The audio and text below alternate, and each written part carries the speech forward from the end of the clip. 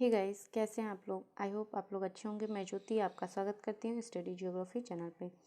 Friends, हम लोग UGC net के ज्योग्राफी सब्जेक्ट का प्रीवियस ईयर का क्वेश्चन पेपर हम लोग कवर कर रहे हैं, जिसमें से मैंने 2020 जो कि जून का पेपर नवंबर में हुआ था उसको मैंने कवर कर दिया है। उसका वीडियो अपलोड हो चुका है। फ्रेंड्स, ये जो पेपर है वो दिसंबर 2019 का है। इसका भी एक पार्ट अपलोड हो चुका है, आप जाके प्लेलिस्ट में चेक कर लीजिएगा, देख लीजिएगा, ठीक है। ये सेकंड पार्ट है। तो चलिए हम लोग क्वेश्चन देख लेते हैं। हमारा क्वेश्चन है, निम्नलिखित में से किस वैज्ञानिक ने वर्ष 1687 में ज्वार भाटा तथा चांद और सूर्य के ज्वार भाटा पैदा करने वाले बल की पहली बार तार्किक व्यवस्था प्रस्तुत की है? तो इसका जो राइट आंसर है वो है ऑप्शन 3, न्यूटन ने, ठीक है। चलिए नेक्स्ट क्वेश्चन देख लेते हैं। हमारा नेक्स्ट क्वेश्चन है, निम्नलिखित में से कौन सा कथन सही है? तो हम लोग डायरेक्ट बिना ऑप्शन को रीड के डायरेक्ट आंसर ही मैं बता दे रही हूँ फ्रेंड्स। तो इसका जो राइट आंसर है वो है ऑप्शन 2, पारिस्थितिकी उत्पादकता के मुकाबले मरुस्थलीय क्षेत्रों के लिए तापमान प्रतिबंधी कारक है, ठीक है। चलिए फ्रेंड्स, प्रीवियस ईयर के क्वेश्चन को ज़रूर आप लोग देखिएगा, इससे एग्ज़ाम पैटर्न भी समझ में आता है, प्लस 6 मंथ में इसका एग्ज़ाम हो जाता है, 1 साल में 2 बार होता है। तो कहीं ना कहीं क्वेश्चन भी रिपीट होता है, पैटर्न भी समझ में आता है कि कहाँ से क्वेश्चन ज़्यादा पुटअप हो रहे हैं और किस तरीके से हो रहे हैं, ठीक है। तो चलिए नेक्स्ट क्वेश्चन देख लेते हैं। तटीय और एस्चुअरी जल कभी कभी काइफेन यानी कि एल्गी और मलफेन स्कम से प्रभावित होता है, प्रायः इसे क्या कहते हैं? ठीक है, यानी कि फेन और स्कम ये दोनों किस में मिलते हैं या फिर उसे और किस नाम से जाना जाता है? तो ये होता है रेड टाइड यानी कि लाल ज्वार, ठीक है। नेक्स्ट क्वेश्चन देख लेते हैं।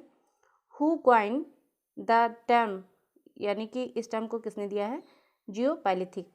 तो इसका जो राइट आंसर है वो है जेलिन, ठीक है। चलिए नेक्स्ट क्वेश्चन देख लेते हैं।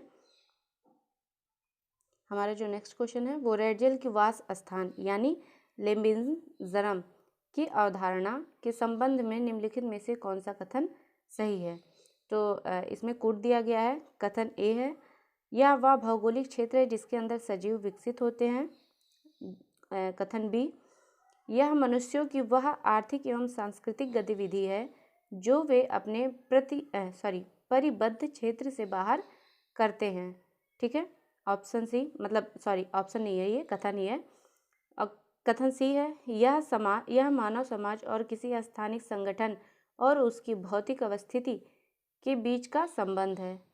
और कथन डी है, यह एक भू राजनैतिक संघना है जो राज्य की दृष्टि से स्थान यानी स्पेस का अध्ययन करता है। तो इसका जो राइट आंसर है फ्रेंड्स वो है ऑप्शन, कौन कौन सा सही है? ऑप्शन ए और ऑप्शन सी, सॉरी कथन ए और कथन सी सही है, जो कि ऑप्शन में क्या है? फोर्थ। तो आपका हमारा फोर्थ ऑप्शन सही है, ठीक है। चलिए नेक्स्ट क्वेश्चन देख लेते हैं। नेक्स्ट क्वेश्चन है, भू आकृति के निम्नलिखित समूहों में से अपर्दनीय विशेषताएं हैं, यानी कि कौन अपर्दन से बनी है? कौन सी स्थलाकृति? इसमें से एक स्थलाकृति ऐसी होगी फ्रेंड्स, मतलब एक जो होगी, एक ऑप्शन में सारी स्थलाकृति अपर्दन से बनी होंगी, बाकी के 3 में एक ना एक जो है वो डिपॉजिट यानी कि निक्षेपण से बनी होगी, ठीक है। तो हमें उसमें से एक को खोजना है। तो इसका जो राइट आंसर है वो मैं डायरेक्ट आपको बता देती हूँ, वो है ऑप्शन ए, ठीक है। स्टैग्लेमाइट, प्राकृतिक लेवीज और स्टेकटेल्स। चलिए नेक्स्ट क्वेश्चन देख लेते हैं। हमारा नेक्स्ट क्वेश्चन है, ये कथन और तर्क दिया गया है। हमारा कथन है, लॉज का मानना था कि परिवहन की लागत और उत्पादन स्थल पी के इर्द गिर्द मांग चक्र की परिवर्तनशीलता के कारण कीमत बढ़ती है। बाजार क्षेत्र का आकार वृत्ताकार होता हुआ दिखाई पड़ता है, ठीक है। ये कथन दिया है। तर्क क्या दिया है? उसके प्रत्येक फलन को पृथक विस्तार अवसीमित और षटकोणीय पृष्ठभूमि का माना है। तो ये कथन दिया है, तर्क दिया है, बताना है कि ए और आर सही है और ए आर की सही व्याख्या है कि नहीं है। तो इसका राइट आंसर देख लेते हैं। यह राइट आंसर है ऑप्शन 2, यानी कि ए और आर दोनों सही है, लेकिन ए आर की सही व्याख्या आर ए की सही व्याख्या नहीं करता है। ठीक है, चलिए नेक्स्ट क्वेश्चन देख लेते हैं। नेक्स्ट क्वेश्चन है, इसमें भी कथन और तर्क दिया गया है। कथन तर्क, चलिए अभी कथन है, विश्व के अधिकांश विकासशील देशों की जनसंख्या में लगातार वृद्धि से रही है। विकासशील देशों की जनसंख्या में लगातार वृद्धि हो रही है। ठीक है, तर्क, विकासशील देशों में घटती हुई जन्म दर और उच्च मृत्यु दर दर्ज की गई है। तो इसका जो राइट आंसर है वो है ऑप्शन 3, यानी ए सही है, आर गलत है। मृत्यु दर, उच्च मृत्यु दर दर्ज नहीं किया गया। विकासशील देशों में मृत्यु दर और उच्च जन्म दर जो है वो, मृत्यु दर जो है वो घटा है, मृत्यु दर जन्म दर वही है। ठीक है, चलिए नेक्स्ट क्वेश्चन देख लेते हैं। नेक्स्ट क्वेश्चन है, विभेदन यानी रिजोल्यूशन, जो इलेक्ट्रोमैग्नेटिक स्पेक्ट्रम के अंशों में अंतर रिकॉर्ड करने हेतु दूरसंवेदी संसूचक की संवेदिता से संबंधित होता है, क्या कहलाता है? इसका जो राइट आंसर है वह है ऑप्शन 2, स्पेक्ट्रम रिजोल्यूशन। ठीक है, इसका जो राइट आंसर है वो है ऑप्शन 2। चलिए नेक्स्ट क्वेश्चन देख लेते हैं। हमारा नेक्स्ट क्वेश्चन है,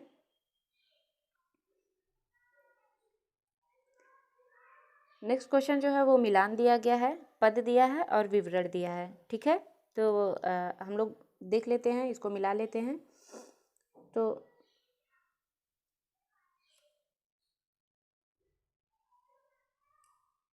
चलिए मिला लेते हैं। तो सामग्री सूचकांक यानी मटेरियल इंडेक्स जो है वो स्थानिक सामग्री का भार और उत्पाद भार, यानी कि ए का थर्ड हो जाएगा। ठीक है, ए का थर्ड। और आइसोडोपेन जो कि वेबर ने दिया है, इसका जो है वो प्रति टन समान धुलाई लागत की रेखाएं, यानी कि ऑप्शन 4, बी का फोर्थ हो गया। सम गुणांक, ये जो है वो ऑप्शन ए यानी कि फर्स्ट का हो गया, सी का फर्स्ट हो गया। प्रति इकाई उत्पादन की श्रम लागत का उस इकाई के स्थानिक भार के साथ अनुपात। और समूहन जो हो गया वो सेकेंड से मिल गया, जो कि उद्योग समूह के कारण उत्पादन श्रेणीता।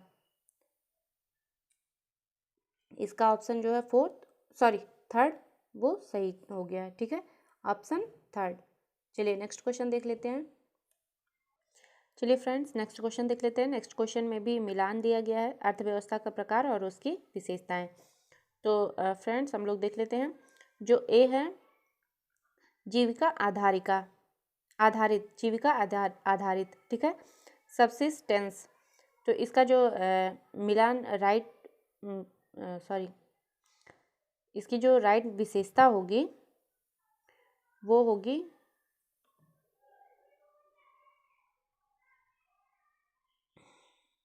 वस्तुओं का कम आदान प्रदान, बाजारों की सीमित आवश्यकता,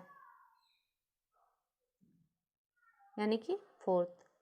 वाणिज्यिक की जो विशेषता होगी वो होगी उत्पादन पद्धति की आकार देने में बाजार प्रतिस्पर्धा प्राथमिक बल का कार्य करती है, यानी कि ऑप्शन फर्स्ट। गहन आजीविका जो होगी वो आत्मनिर्भरता, अधिक उत्पादन, जनसंख्या का अधिकतम घनत्व। ठीक है, और ऑप्शन डी जो दिया गया है,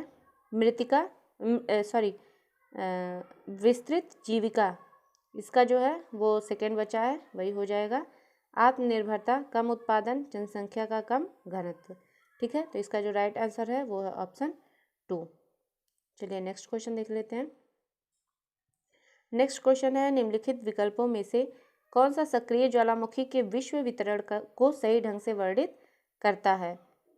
इसका जो राइट आंसर हो जाएगा वो है ऑप्शन 4। यह समुद्र बेसिन के आसपास श्रृंखला बनाने को अभिमुख होता है। ठीक है, नेक्स्ट क्वेश्चन देख लेते हैं हम लोग। नेक्स्ट क्वेश्चन है, ये भी मिलान दिया गया है, राज्य का नाम दिया गया और जनसांख्यिकीय विशेषताएं दी गई हैं कि कहाँ पे कितना लिंगानुपात है, जनसंख्या कैसी है।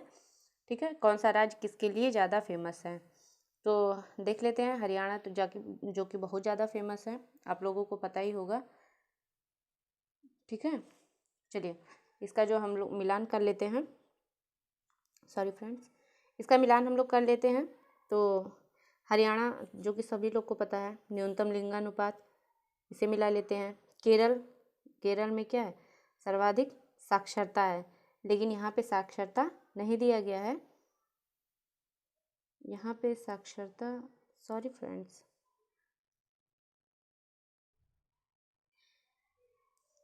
चलिए ठीक है, सॉरी न्यूनतम लिंगानुपात होगा,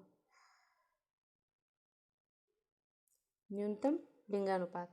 और केरल, केरल का क्या होगा, अधिकतम लिंगानुपात भी केरल में है। ठीक है, साक्षरता और लिंगानुपात के लिए केरल फेमस है।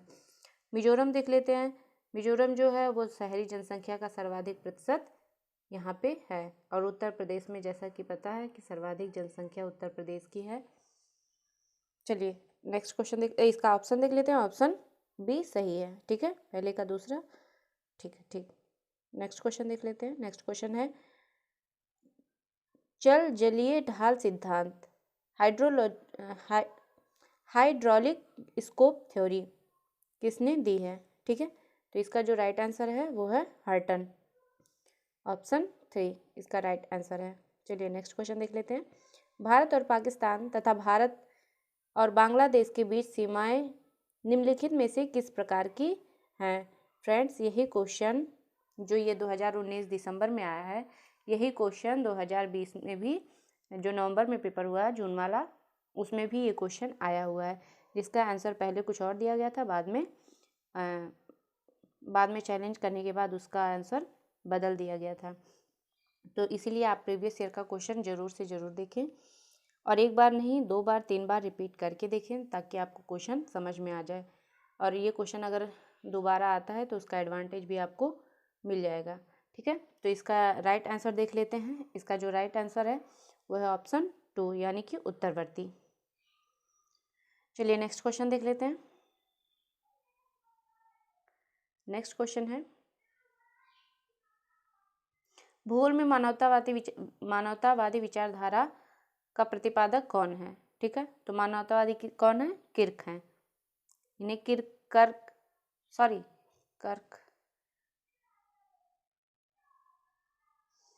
त्वान है, कर्क व्यवहारवाद के हैं, त्वान है। त्वान जो कि इंग्लिश में आप इसका इंग्लिश टर्म देखेंगे तो त्वान ही दिया है, लेकिन हिंदी में जो है वो टान दिया है, ये ऑप्शन 2 होगा। ठीक है, ये त्वान ही है, आप देख लीजिएगा, हिंदी में थोड़ा सा मिस्टेक रहता है, तो आप इतना मेंटली प्रिपेयर रहिएगा। चलिए नेक्स्ट क्वेश्चन देख लेते हैं। संभववाद के जनक कौन है। ये सब क्वेश्चन थोड़ा सा इजी है। तो संभववाद के जनक कौन है, सभी को पता होगा, फेब्रे। चलिए नेक्स्ट क्वेश्चन देख लेते हैं। नेक्स्ट क्वेश्चन है, निम्नलिखित भूभाग के समुद्र के लिए कौन सा अनुक्रम सही है, यानी कि पहले क्या आता है, फिर क्या आता है, फिर क्या आता है। ठीक है, तो ये आप लोग पढ़े भी होंगे ओशिनोग्राफी में। तो सबसे पहले क्या आता है, महाद्वीपीय में जो सेल्फ आता है, फिर ढाल आता है, फिर मैदान गहराई आता है। चलिए इसका ऑप्शन देख लेते हैं, किस ऑप्शन में राइट आंसर है, तो वो ऑप्शन 2 है। तो यानी महाद्वीपीय सेल्फ, महाद्वीपीय ढाल, समुद्री मैदान और गहराई। ठीक है, चलिए नेक्स्ट क्वेश्चन देख लेते हैं। नेक्स्ट क्वेश्चन है, दो बिंदु ए और बी औसत समुद्र तल से क्रमशः 250 मीटर, यानी कि ए 250 मीटर और बी जो है वो 500 मीटर की ऊंचाई पर अवस्थित है, और उनके बीच की क्षैतिज दूरी 1000 मीटर है। ढाल प्रवणता का निम्नलिखित में से कौन सा मान सही है। तो इसका जो राइट आंसर है वो है आंसर ऑप्शन 2, यानी कि 0.25। ठीक है, नेक्स्ट क्वेश्चन देख लेते हैं। नेक्स्ट क्वेश्चन है, समाश्रवण थोड़ा सा इसे जूम कर लेती हूँ, पढ़ने में आसानी रहेगा। समाश्रयण मॉडल के वितरण कार्य y x में y बराबर a plus b x plus e, त्रुटि को सिग्मा ई बराबर के रूप में परिभाषित किया जाता है। निम्नांकित समीकरणों में से कौन सा y और के अनुमान के आश्रय चर के मूल्य और माध्य के लिए के दिए गए मूल्य का सही रूप से निर्दिष्ट करता है? तो इसका जो राइट आंसर है वह ऑप्शन 3। ठीक है, चलिए नेक्स्ट क्वेश्चन देख लेते हैं। नेक्स्ट क्वेश्चन है, अभिकथन और तर्क दिया गया है। अभिकथन है, आहार श्रृंखला के अंत में आने वाले जीवों को अपना आहार प्राप्त करने के लिए काफ़ी बड़े क्षेत्र में भ्रमण करना पड़ता है। ठीक है, पादप से दूर की श्रृंखला में ऊर्जा की मात्रा बढ़ती है। फ्रेंड्स, आप अगर पढ़े होंगे ऊष्मा बजट या पोषण स्तर, तो उसमें दिया जाता है, उसमें दिया रहता है कि ऊष्मा अगर पादप से दूर जाता है तो ऊष्मा बढ़ती नहीं है, घटती है। ठीक है, तो ये देखे होंगे आप। तो ये ऑप्शन हमारा अगर तर्क सही है, तर्क गलत है, तो ये ऑप्शन तीसरा सही हो जाएगा, यानी कि ए सही हो जाएगा अपने आप ही। ठीक है, अगर आपको नहीं भी पता है पहले वाले का मतलब अभिकथन के बारे में, तो अगर आर आपको पता है, श्योरिटी है कि आर गलत है, तो ये अपने आप सही हो जाएगा। इसमें थोड़ा सा एडवांटेज आप ले सकते हैं। चलिए नेक्स्ट क्वेश्चन देखते हैं।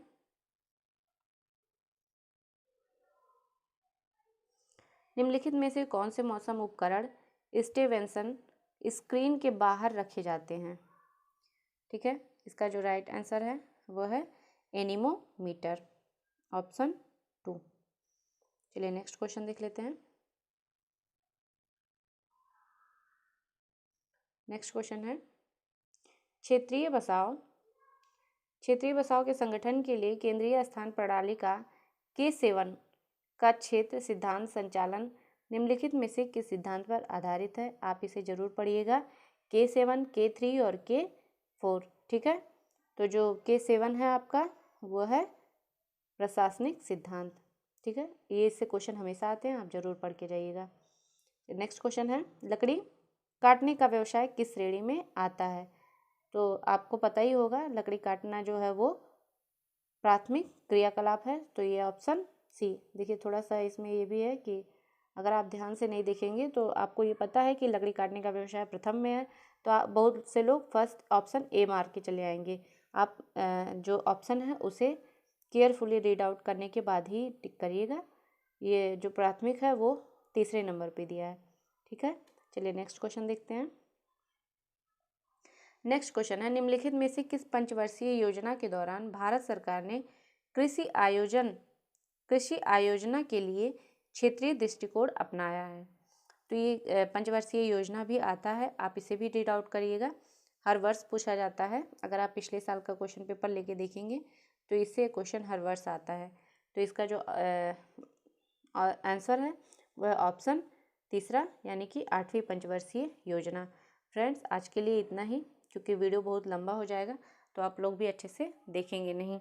ठीक है, हम इसीलिए जो ये पूरा क्वेश्चन पेपर है इसे कई पार्ट में लेके आ रही हूँ, ताकि आप लोगों को देखने में आसानी हो।